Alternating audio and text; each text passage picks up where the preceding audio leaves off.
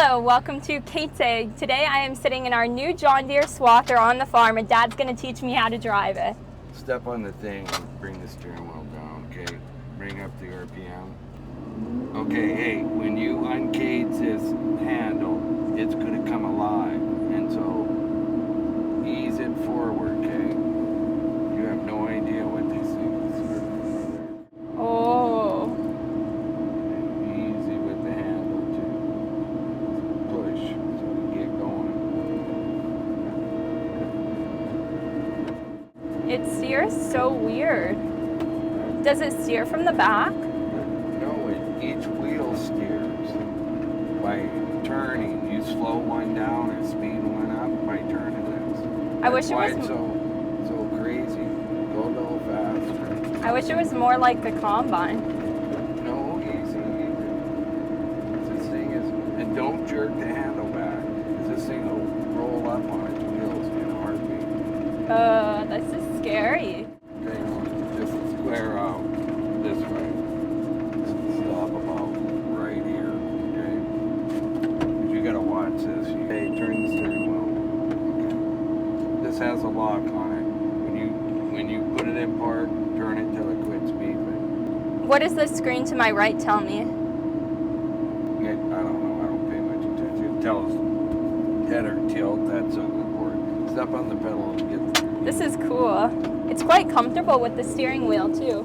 Anything else, you gotta idle it down to put it into gear, right? Yeah, and there's only a header component because there's no back to this. Okay, then bring up the RPM. The reel kind of goes crazy till you get moving. Okay, you got GPS here. Okay? So, the thing about this is very strange GPS. You got to get up, hooked up early. Okay? Oh, and now it's driving itself? Theoretic. 2 is the down button to start with. Okay, when you start into this stuff, because you're so low, you have to get slow a little bit until you can see where your head's at. Look behind your head, or that gives a cut. Like over here, look behind this one. Kind of like straight cutting in the combine. Yeah, when you're using that float. This must be spring wheat. It is. Do you know why our spring wheat's always way worse than winter wheat? It's not necessarily way worse, Kate. It either blows out or it falls down and you can't swap it. I was running along at about 3, which is about half of what everybody else would probably do this. But you really got to look behind your head because it's a combination of skidding this thing along the ground, basically. If you have a little bit of standing grade, you can put it up one click. Stop, you take a look at the height, cross-check it over here. You look ahead because this is ultra, you can see a little wearing spot here. This would be nice. It's cleaning it up fairly good over here. It's good over here too. As good as it can be. I mean, there's a ton of stuff in there. But the reel has to run a little faster, so it has a chance to pick this stuff on the ground and move it toward the head. This is, your primary cut, but it's always, if you're on a tailgate, you always got one that's almost on the ground all the time, and you run it kind of to keep the other one in. But you can't, run the head into the dirt. I'm not sure I've ever picked up Swat's spring wheat. And this GPS means out by having figured it out, make it not do it. Every once in a while it'll be inactivity, if you don't touch the, like it needs attention or something all the time. The screen? Well, just when it does this, it just seems like nobody's paying attention to it, so it gets ready to, turn off, and you don't want to lose your guidance.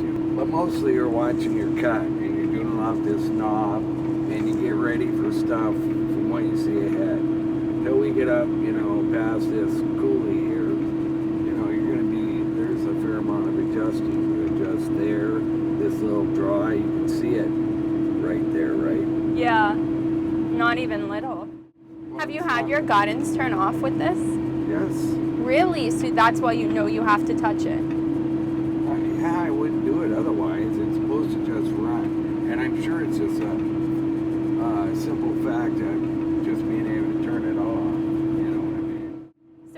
set this to where the header has a little bit of extra room on the left side? I give it a 1 foot overlap. Okay. Kind of like for seating as well. Yeah, whatever, just enough to overlap that it won't miss. Now this thing swims constantly. It's a little better when you go just a little faster. I mean, about the swimming part. Okay, you're always watching this cut here, okay, because it's telling you. And this header will flex, you know, to go with gravity or something, even though it's got these float wheels, you know. I'm sure it helps. Because that, you know, you're basically running the header if the guidance won't turn This off. thing you're turning, what is it changing? It's changing the tilt. Oh, it's changing the header height. 10.2 is your header height? No, 10.3 is the tilt angle. That's what you were It's just changing. a number. I'm not changing that. Oh, it's just going between 10.2 and 3. I see 15 is your header height. I'm not paying any attention to that. That is just a number. It doesn't mean anything. It does if you watch it, yeah. It's like our yield monitors, being how we have them calibrated. Okay, you got to feel this header because that's what's really telling you. You know, you watch this cut and you try and get as much cut without leaving hardly anything, much height on your cut. But On the right, we're skipping. What do you mean? Like there's wheat. It's high.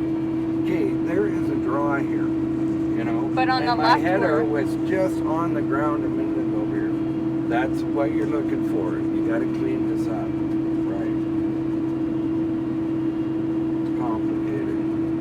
Until we get on some kind of flat, then you kind of see what happens. Here, it's hard to understand. This almost you would need to cut out, no? This draw, No. coolie thing? Because wouldn't you be... How are you gonna, Kate? If you started cutting that out, you see them cut a lot. We cut coolies out, yeah, if they're sharp. You know, this we're gonna flow. That's what Uncle Chris said, and then we got stuck. We ain't getting stuck here, but you gotta know where your header is gonna meet the dirt first. Well, it's gonna meet over here, you know, because the coolie flows away from us. So it's gonna meet on your right. So you're watching this right, checking the left, the cut height. We're on the ground with the head right now. I'm gonna do a couple clicks up, and then I clicked it back down one. Because these don't The system has not detected any Yeah, risk. that's the thing. Very annoying. Just when you're going through the coolie, you know. It isn't like you got other things to do. And so when you crown up over the hill, you gotta turn the knob to the left to lower the head with it. And then when the back wheels come up, you're bringing the head back up. You're basically got one side of this head on the ground all the time. When it's a miracle and you have a level of ground, you know, then you won't have that. Okay, this will be the head on the ground, and this will be the hop. You gotta run the head on the ground, Kate, and then you check it against the other head. You keep this barely off the ground, and when this comes over, now I am subtracting this again. You know, the height of this head. The part that would be really hard is if the hill was crowning and peaking in the middle. Well, then you just have to take, you know, like I was missing here kind of, Kate, you know what I mean? Yeah. But it might have been because the head was up against the edge here or something. Or I could have been talking to you, not paying attention. So you see that stuff laying in there, you know? So you'll take a click off and check that stuff. Did it help? Then you check over here, and you got anything to give on your downhill side that's going to be low, you know? Yeah. Okay, I'm going to drop it one more click. You'll feel the head rub the ground for half the time if you're cutting at this height, because you're only this high off the ground. Right. And you're less than that here because you're leaning. I think Uncle Chris was saying John Boy used to go like 6. Driving this thing 6 this year. Jim? Huh? This is easy as it gets for We Yeah. never ever had this feature before. Does it get any better Even though than it turns this? off if you don't watch it. Now we got this draw. You can see it. Right as you speak of it. Yes. And it only gives you 11 seconds. Oh, you know what? When it happens about midway through each pass. Our spring wheat field here seems a little bit sparse. And it looks like sawfly has hit it because there's a lot of wheat laying on the ground and yield loss that I'm seeing. Do you think the rain also participated in that? Well, the wind with the rain for sure. It's even windy today. Do you think we'll be able to go tomorrow? I guess we are going to go tomorrow. That's what Uncle Chris said. That's what he thought, but the straw tells the story on the combines. Yeah. Okay, talking to you, I wasn't paying attention. See where the cat? High. About 3 clicks down. Settle this side of the head, and then I'm checking this. Now I'm on the ground here. So I'm going to give it 1 click up and check it on the right. You can feel this shake tape. That's the header on the ground. Another click up, see how it's smoothed out? Yep. Release this thing. And we're still getting everything. We're not getting everything. We're leaving. I mean, there's tons of stuff. Well, that's probably 20%, yeah. Yeah, I don't know. But we're getting all that we can. What we're looking at on either side of the swather is how high the stubble is and at which point the swather teeth are cutting the stem of the wheat off. So are we too high? If we're too high, we're barely getting the head. If we're too low, we're in the dirt. No, you run at the edge of the dirt always, basically. Living on the Always edge. too high if you're not, got that one kind of guiding you through the dirt. Yeah, for sure. But if you see big tracks, you know this is the low side here, okay? How many fields have you swapped with this swather? I haven't done very many, but done 859 at least since we've had it. Oh, that's how much this swather is done? This one. Or since this thing got put on anyway. 859 acres. Since this thing got put on. Did we put it on? No. Who could figure out how to do that? Oh gosh, maybe we could have gone lower here to get that. No. Our header was on the ground there. Okay, you can't submarine it to get this. Okay, when he hits the edge of the swath, button 1. Okay. Then you have to brake the steering, which is kind of a little pop thing. Okay. Then you kind of just slowly eye it around, try and line the head up with the outside of the cut, and get into the guidance. Are we And hooked up? button 2, yeah, the noise said we are. But then we weren't hooked up in time, so we're gonna have a weird edge. Not much. It'll probably be okay. Hello, so I just wanted to take a quick break from today's video and say a huge thank you to Camel City Mill for sponsoring. They make a fabulous pair of socks. They're merino wool, made in USA, actually North Carolina. Incredible. If you haven't tried merino wool socks, they're absolutely the best. In fact, I think for 10 plus years, I've only ever bought merino wool socks. And that's because they really keep your feet dry, as opposed to even cotton, another natural fiber. It doesn't keep your feet dry for super long work day, especially when you're in the combine like 10, 12 plus hours. You need wool socks. Even when I'm exercising, the little short socks, I always go for merino wool, and that's why I was super excited to try Camel City Mill's product, and it didn't fail to impress. They went ahead and sent me a longer pair that I've been wearing in my boots, and then also one that's a little bit shorter. I really like the padded toe and padded heel for extra enforcement. You know they're gonna last, and they also back up the product with a 10-year warranty and guarantee, so that's how you know it's a good product. They've even agreed to give a discount code of 10%. So if you'd like to go on their site and give it a shot, it's KatesAg 10, that's KatesAg 10, and I'll grab a pair to show you just how good they are. And USA made as well. That's the real hook for me. It's just an incredible sock, and if you haven't worn merino wool and you're working outside long hours, I think you have to give it a shot. This summer I'm actually doing my internship in Oregon, so that's where I'm based right now, with a grain export company who we actually sell our grain to in Montana. So I'm really getting the full experience of kind of origination to export, which is very exciting, and these socks are going to be super helpful when I'm out working in the grain elevator in the country. So a huge thank you again, Camel City Mill, for sponsoring, and you can check it out in the description or in the pinned comment as well, but I would definitely give them a shot. All right, back to the video. Now you check your cut first thing, otherwise you'll be stripping through here, I guarantee it. We are stripping. This head's pretty low now. This is getting dirt.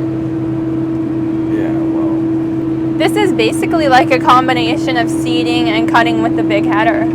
In fact, if our big header combines had auto steer, it'd probably be the same, concept-wise. That's basically how it is. But you don't have to worry about running it through the machine, okay? You just gotta cut it off. You pay attention to your cut here. I mean, look how short that stuff is. That's good though, because then we're getting more. We're getting all we can get without, you know, we're hitting every rock in the field anyway, so. Could you explain a little bit about what the breakdown was? Our John Deere Swather, if you watched my video with a combination of breakdowns, me completely driving on the rim of the tire, and then also our Jim. That ain't the Swather.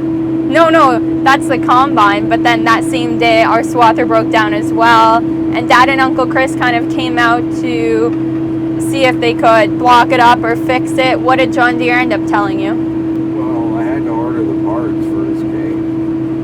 And then they came out in good fashion. They were even here Saturday. That's like a miracle. And it was just the left attaching bar for the header and the main compartment, or? No, it's what the Swather hooks on to, whatever. Okay. What? We're going to speed this up to about 3K, because, you know. It feels very slow. Was it relatively an What easy? do you mean? How often do you get to go 3 in your combine? Come on. Hardly ever.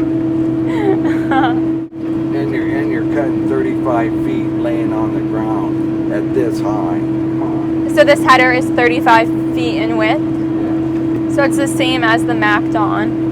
Is the MacDon steering as sensitive as the John Deere's? They work on the same principle. Yeah, they're really touchy. The cut to the cut to what's going to happen here. Okay, my head's going to run into this hill, so I'm going to have to give a little bit for this, whatever it takes to not totally grind it into the dirt. So I'm watching this case, and about now I'm going to start picking the head up. We're already in the dirt there, but now. Aww. Yeah, I know. You can only run the low side of the head into the dirt. After that, you can't force it much. You can put a little touch of pressure. We're on the dirt right here. Here too. Okay, so we'll give it a click up. We'll check the height again, right? Looking good. Over here, that's only one click. Now I'm gonna... Seems like a great machine. John Boy would have liked to drive this. I don't know, the other one's not bad though, Kate. I mean, it's a pretty good Swather. I don't know about that seat, if it's any more comfortable than the passenger one. Yeah, this is pretty comfortable.